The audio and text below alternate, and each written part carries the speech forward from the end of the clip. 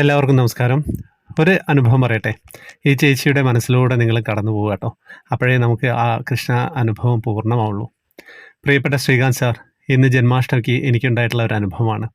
ഒരു ചെറിയ അനുഭവം, വലിയ അനുഭവമാണ് കേട്ടോ. എനിക്കിന്ന് പീരീഡ്സ് ആയിരുന്നു, സെക്കൻഡ് ഡേ. അതുകൊണ്ട് അമ്പലത്തിൽ പോകാൻ സാധിച്ചിരുന്നില്ല.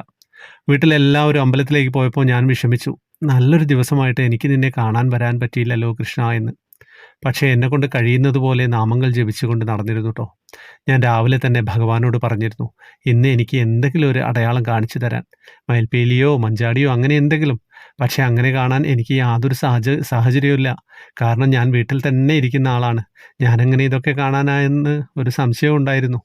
വൈകുന്നേരം വരെ ഒന്നും സംഭവിച്ചില്ല ട്ടോ. പക്ഷേ 6 മണിക്ക് വീട്ടിലെ എല്ലാവരും ഘോഷയാത്ര കാണാനായിട്ട് റോഡിലേക്ക് പോയി.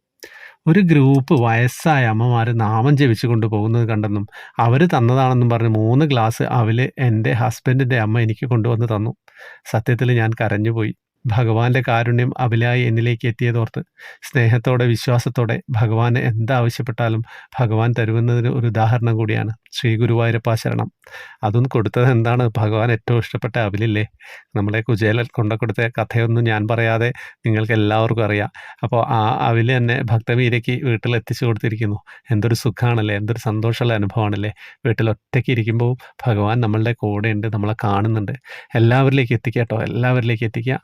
കമൻറ്റ് ബോക്സിൽ വാട്സപ്പ് ഗ്രൂപ്പിൽ വരാനുള്ള ഡീറ്റെയിൽസ് ഉണ്ട്. കൃഷ്ണവിഗ്രഹം 7 പേർക്ക് ഒരു മാസം സമ്മാനം നൽകുന്നുണ്ട്. യൂട്യൂബിൽ ജോയിൻ ബട്ടണിലൂടെയും വരാം. ഹരേ കൃഷ്ണ.